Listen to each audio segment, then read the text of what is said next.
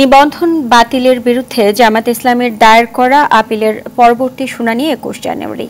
প্রধান বিচারপতি ডক্টর সৈয়দ রেফাত হোসেনের নেতৃত্বে আপিল বিভাগের ৫ সদস্যের বেঞ্চ এ আদেশ দেন। আজ তৃতীয় দফা শুনানিতে জামায়াতের পক্ষে যুক্তি উপস্থাপন করেন অ্যাডভোকেট শিশির মনির। এর আগে ৩ ডিসেম্বর ও ১০ ডিসেম্বর আপিল শুনানি অনুষ্ঠিত হয়। জামায়াতকে নির্বাচন কমিশনের দেয়া নিবন্ধনের বৈধতা চ্যালেঞ্জ করে ২০০৯ সালে রিট করেন তরিকত ফেডারেশনের মহাসচিব সহ ২৫ জন।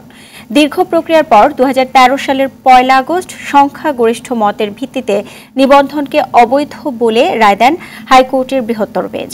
সে বছরই নভেম্বরে রায়ের বিরুদ্ধে আপিল করে জামায়াত। গেল বছরের ২২ অক্টোবর প্রধান বিচারপতির নির্দেশে আপিল পুনরুজ্জীবন এবং ৩ ডিসেম্বর শুনানি শুরু হয়।